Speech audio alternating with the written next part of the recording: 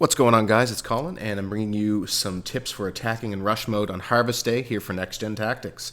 And what I like to do is, I pretty much have a standard approach to the first base. And what I'm going to do is actually go base by base and show you sort of the tactics that I've found to work. Because this is actually a map that I struggled with quite a bit when it first came out. And this is one of the maps as part of Map Pack 7, and one of two actually that was brought over from Battlefield Bad Company 1. And what I like to do is, spawn into the game as soon as possible, and kind of ignore the heavy tanks and the heavy vehicles at first, and try and get in and grab the objectives very quickly. Because if a defensive team's able to sort of cover the flanks, bring their vehicles up, and pin you back, then it really makes for a long match if you're attacking. And right here you see I'm actually able to rush plant both objectives quite quickly using smoke and just attacking right from the front of the base. And now we've taken down both objectives. And I'm going to break it down a little bit here for you and just give you some basic things to think about when you are tackling this first set of objectives. So first, you want to spawn in as fast as possible. You want to try and keep the defense off guard and favor faster moving vehicles so you can get there quickly and not let them get set up. And I like to attack front and center. Now, this base is very wide, and at first, I was trying to get cute with some flanking routes and whatnot, but the defenders seem to expect that, so they're covering off the sight lines left and right. So what I'm going to show you right here is sort of a green zone that I like to use to attack, because there are buildings pushed forward on the base that give you a bit of visual cover, so that you can actually get in and attack these objectives.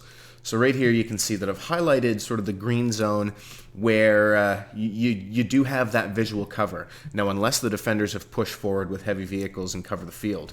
But I've found that in a quad or one of the faster moving vehicles, about 90% of the time I'm able to get to the front of the base uncontested, and you usually don't run into resistance until you get up around either this fence and wood pile, or over on the other side there's actually a shipping container, which I'm looking at right now.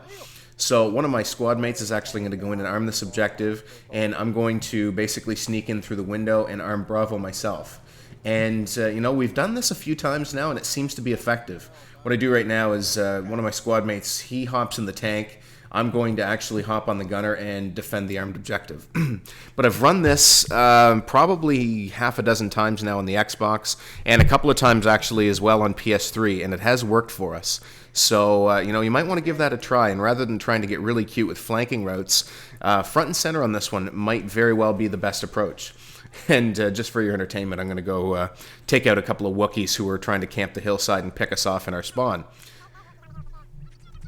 Now, the second base actually provides a lot of space, both to flank and sort of behind the defender's spawn once you get there.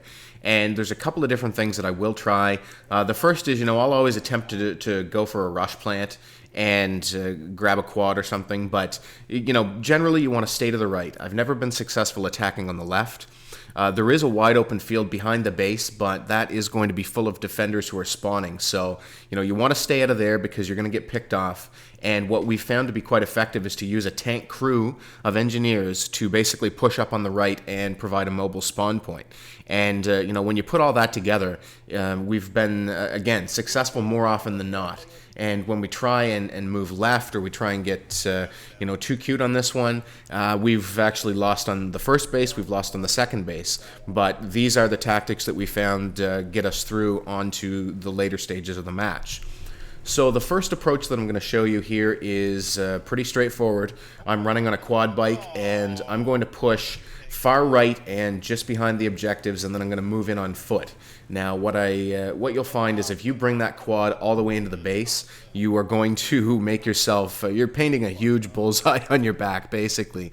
And whenever we get too close to the base on that quad, more often than not, we're going to get mowed down. So I'm going to basically try and sneak in on foot. I do have smoke grenades equipped, and at the same time, I'm hoping that I'm going to get some support from my squad. And I'm going to go in, put some smoke down, go in and arm the objective, and then we actually grab a tank. And once again, I'm going to hop in that tank and defend the armed objective. And so that's sort of the first approach that I take, and this one works out on Alpha.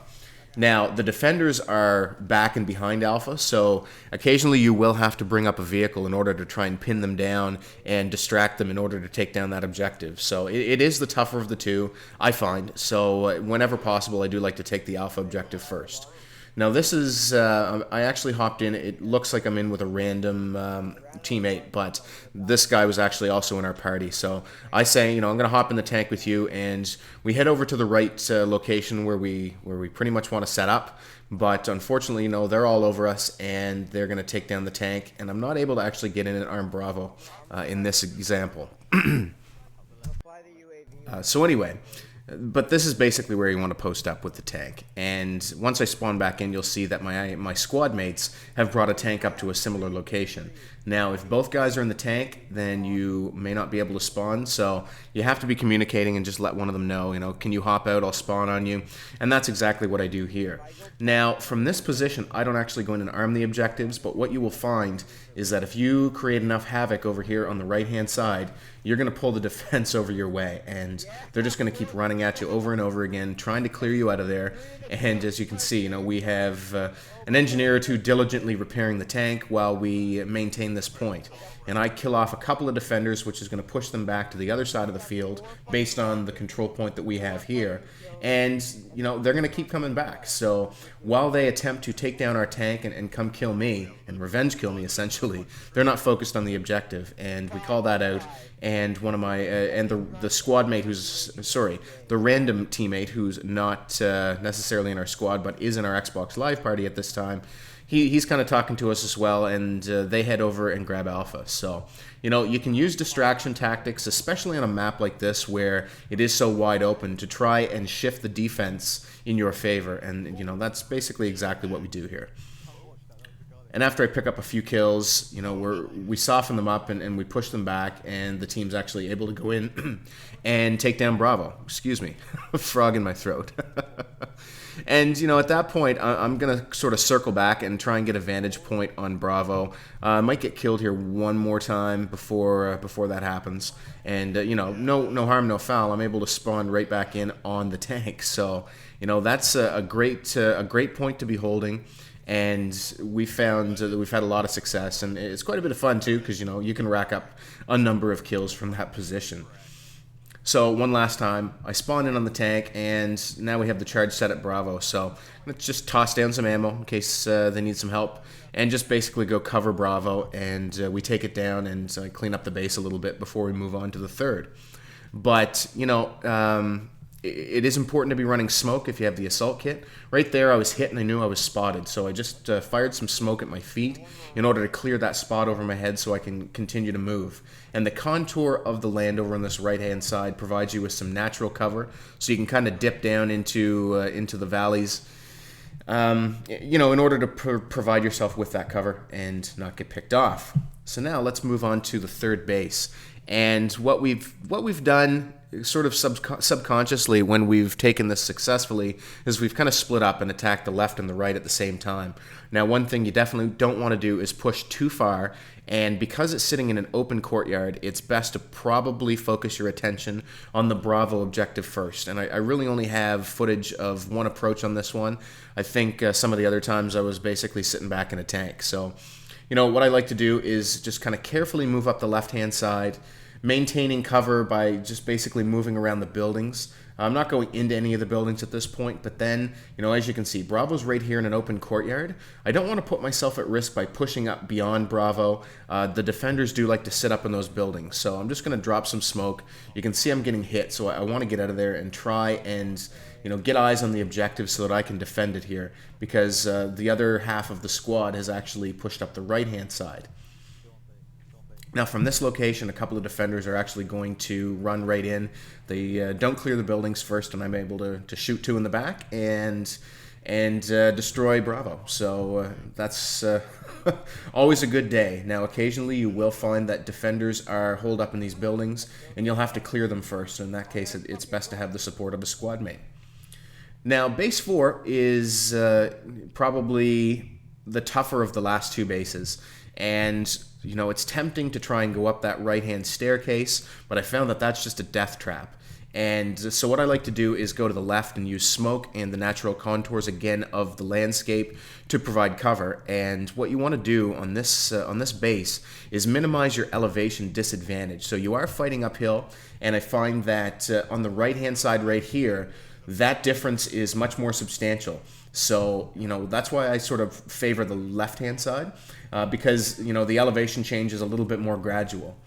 So right here you can see, like, it's tempting to come up this way. I get a couple of nice knifes, but, I find that the defense tends to focus on that area quite a bit. So, you have to be really, really careful pushing up the right. I try and basically avoid it altogether, to be honest. So here you can see I'm doing exactly that. I'm using the contours of the land, and I'm slowly moving my way up the left. I knew that there was a defender there, so I was going to go take him out silently if possible, but one of my teammates actually picked him off. So drop some smoke, and I'm pushing far left and being careful because the objective is up in the bottom floor of a building here. What I probably shouldn't have done is shot at those defenders. That's an error. That's alerting us to their presence over here. So I try and be disciplined and only shoot at defenders that I have to shoot. But right there, that is a mistake, and got a little bit greedy going for some kills. So just something to keep in mind. If they don't see you and they're not an immediate threat to you, then it's probably best to just leave them alone. So I see that my team's over there on the alpha objective, and unfortunately the defenders are coming down from the hill and they pick me off. So I have to actually take a couple of cracks at this one, and we do have a mobile spawn point sitting back a little bit on the left-hand side. So I'm gonna do the same thing again, rinse and repeat, drop some smoke, and luckily the side wall's blown out, and I'm not gonna shoot at that defender anymore or chase after him. He's gone upstairs, I believe. So I'm just gonna call that out and basically get out of the building and hopefully hold back the defenders who might be coming down the hillside. And don't take up the best position here. I'm just kind of peeking in the window to see what kind of vantage point I can get, because I hadn't been in that position before, and it doesn't give you much. So just gonna move back and pick off one defender, and then the second one gets me. But fortunately, we're able to hold them off long enough, and they're not able to get the disarm, so we take this one down. And I think that's pretty much the end of the game, guys. So that was a couple of different rounds that I took footage from. We did win both. But, I just wanted to give you some thoughts on how I approach this. And anyway, hope you enjoyed. And if so, then come check out my channel. Cheers, guys. We'll talk soon. Hey, guys, we're on Facebook. Check the description of this video for the link to our new Facebook application. Subscribe and get our latest video updates posted right on the wall on your own Facebook page.